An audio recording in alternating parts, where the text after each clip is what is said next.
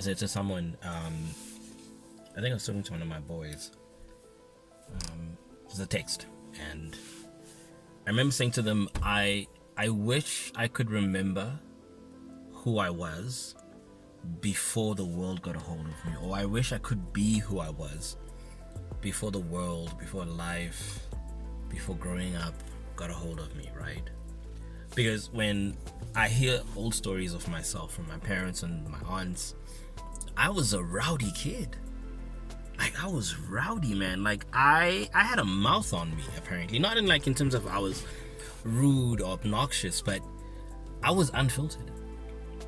Apparently at some point I managed to successfully snitch on the senior pastors. They then, were staying in Soweto, and Moroka, and the senior pastor's son apparently was smoking weed, and somehow I caught wind of it. 5-year-old me caught wind of that, right? And I then proceeded during prayer time to bring him before the Lord in prayer and say, I said it in Zulu, obviously, because at 5 I wasn't speaking English. Like, hello, I know I sound like, I was born in Manchester, but I wasn't, right? And I proceeded just, we pray, his name is Boy, and we pray for Boy, for him to stop smoking weed. Like, apparently the whole room just went quiet, like dead quiet. Like, people stopped praying because this 5-year-old is just on a mission to pray for Boy to stop smoking weed. And apparently I was so passionate when I said that, right? Like, after the prayer meeting, apparently my mom was like, and my aunt was there. They were just finished, right? And I'd had many of these incidents apparently where there was a guy walking past our fence once, like our boundary wall where we stayed in Soweto, and he was on crutches and he had a leg amputated. And up until then, all I knew, my parents had told me that most of these guys that you see that are amputated, sometimes they'd been doing what we call train surfing here in South Africa, which is they jump on top of a train and they basically do all these kind of stunts. And sometimes they fall off and then the train kind of chops their leg off, right? And this innocent man was making his way somewhere, and he walks right next to our boundary wall where my mom was doing laundry, right? Because the only tap on the yard that we were on, the plot that we were on, the tap was next to the fence, like on the fence. And there I am, she's happily doing her laundry, and this man is walking past in crutches. And I pointed at him. I'm like, yeah, this one was train surfing. Apparently my mom left me at the fence. She just walked away. She was like, Lord, thy will be done. I'm not this child's mother. I'm not ready to.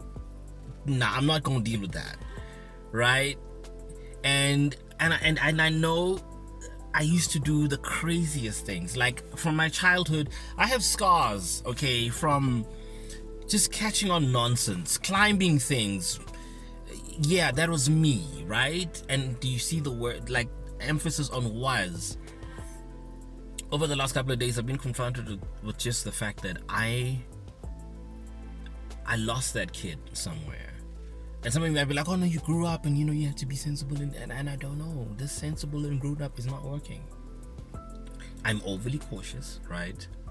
I don't like, there's just something is not there. There's no fire, there's no danger, right? Over the last couple of days, I've been exposing myself just to teachings from the likes of John Eldridge and the rest of his cohort, like guys like Dennis Silk, and even just I was listening to Modern Wisdom, the Modern Wisdom podcast, right? Shout out to them as well. Like, Chris does amazing stuff, and he was speaking to the guy that runs the podcast, I think Warrior Poet Scholar, right? And he speaks about, you must be dangerous, you need to be dangerous, right? And society right now, and I'm just purely speaking from a male perspective, has us wanting to be not dangerous, be anything but dangerous, right? You need to be softer, you need to be more palatable, and we also see that the world is also going sideways, and men are kind of standing we're like this. We don't know, like, do I is this what it means to be man? Is this what it means to be a man? And we've lost the danger element in ourselves, right? And even if you're not a man, like, we've become soft. And I mean, just us standing your ground. Like, you know, a lot of us are scared to death of being cancelled or labeled and da da da and da da da. You can't even go to the gym these days and mind your own business without ending up on somebody's video and like, oh my god, he was looking at me. That time you were thinking about what you're going to eat after this workout. You're like, the pre-workout did the things, I am so hungry right now, and someone thinks you were looking at them. Like, no, you're not that much of a snack. I'm sorry, you're not. All right, like there's food and air and water and other things long before you show up on that list. I'm just putting it out there. But I was confronted with that, the fact that I'm not dangerous. Like, if somebody was to walk into our house, it's just me and my mom, am I dangerous enough to handle the situation? And I know that sounds outlandish. Oh, it's never gonna happen. You'd be amazed. I've had a couple of people walk through our yard at night. I always joke with my friends, right? Because they think generally our place is a kind of suburban, semi-suburban area. And I'm like, oh no, this is Iraq, bruh. Like, we're in Iraq. Like, last night, 4 shots, I counted them. They're like 2 streets away from us. Like, that's norm. I've gotten to the point where I'm really good. I can tell you, that's 4, and it's about 2 or 3 streets away. You know, like, right?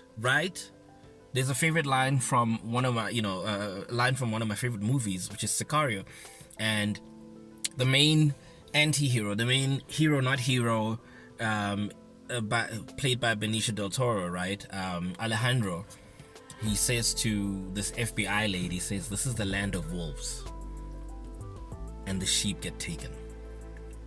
Like, I remember that stuck with me. He was telling her, you're a sheep, I'm a wolf. There's a very big difference between the two of us. Like, you're a sheep and that's what you do, and I'm a wolf. I take, like, and I understand I had to become a wolf. He was a sheep once upon a time, and he had to become a wolf because he understood that I'm moving in the land of wolves, and we also need to realize that we are living in a land of wolves. I know we're supposed to be airy fairy and all rainbows and sunshine and rainbows, but it's not. But I was confronted with that, and I thought, I'm overly cautious. I don't take risks. I used to take risks as a kid. Like, apparently I used to do the dumbest things ever.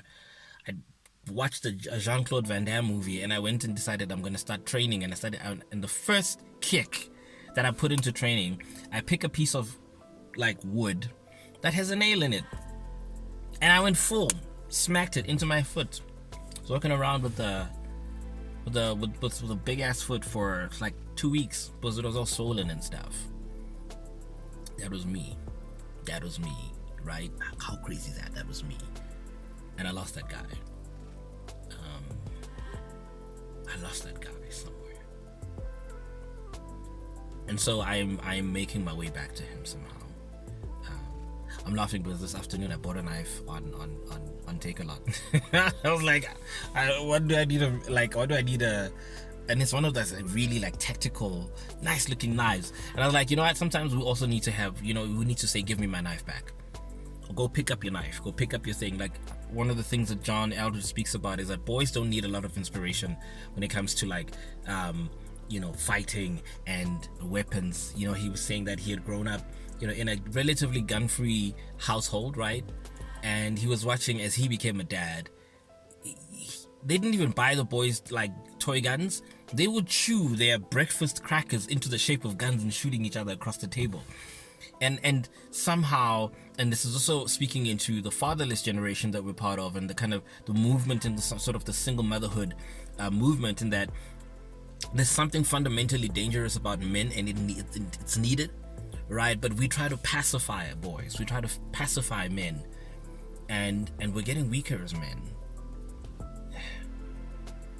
The reality is that we also live in a country where if you're telling yourself that, hey, listen, the police are there, we'll be fine really now, even if you've got armed response, do you know how long a minute is?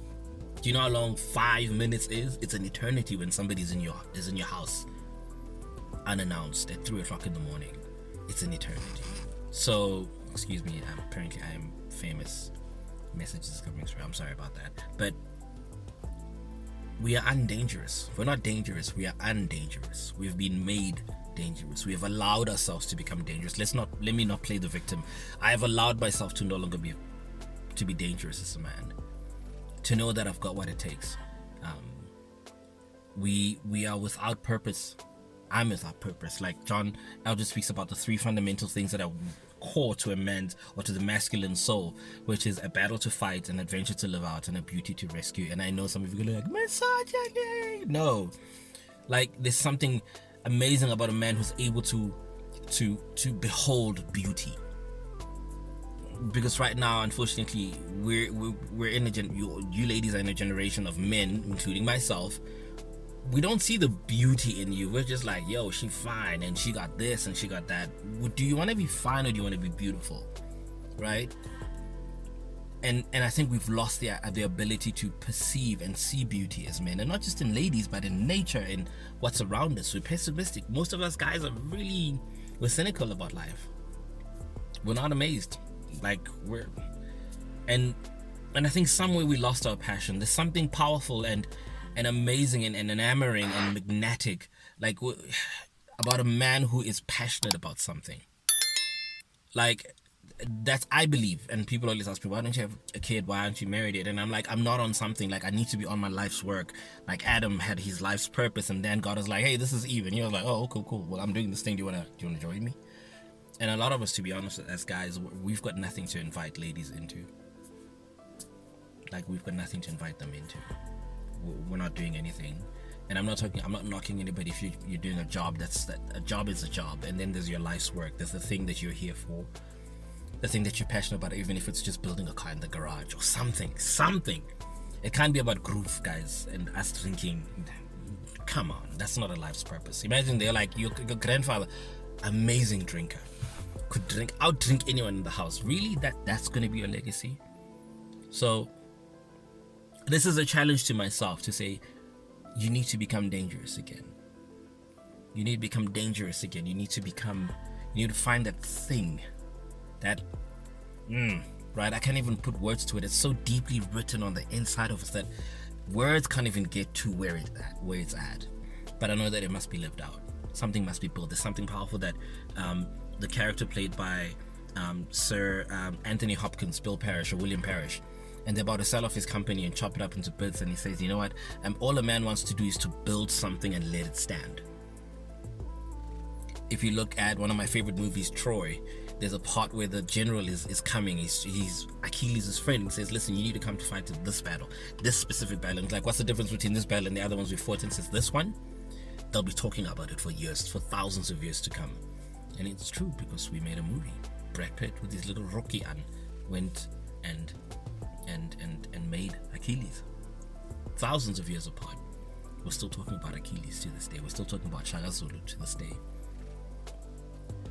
I wonder, as this generation of men and the one that follows closely behind us, will they talk about us? And what will they say about us? Well, in fact, they will talk about us, but what will they say about us? Will they write epics about us? Will there be anything big enough emanating from us that will stand long after we've been turned to dust? Because that's when you truly die. Apparently you really die the day that no one else speaks your name, that there's no one left on the planet to speak your name. Then you're truly dead. And Achilles is alive and well. Shaka Zulu is alive and well. But will they speak of me? And I know that sounds like such a self-centered question, but will they speak of me? I need to ask myself that. You need to be that selfish a little bit to say, I need to find myself. I wish, and I'm working towards it, I want to find who I was before the world and life got a hold of me. And this is an open invitation. You need to ask yourself, where did I lose myself? Is this as good as I get? Is this it? Is this all I have? Or can I do more? Can I be dangerous? I don't know, buy a knife, I don't know. I bought a knife today.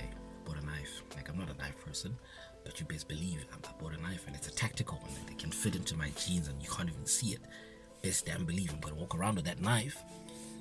And I know it sounds gimmicky and whatever, but it's important. It's important. You need to know as a guy that I've got what it takes. I've got what it takes. Come what may, face it on your feet. It's one of the things I remember just learning a couple years ago during COVID, and it says there's one of the most important rules as a man is that whatever comes at you, come what may, you need to face it on your feet.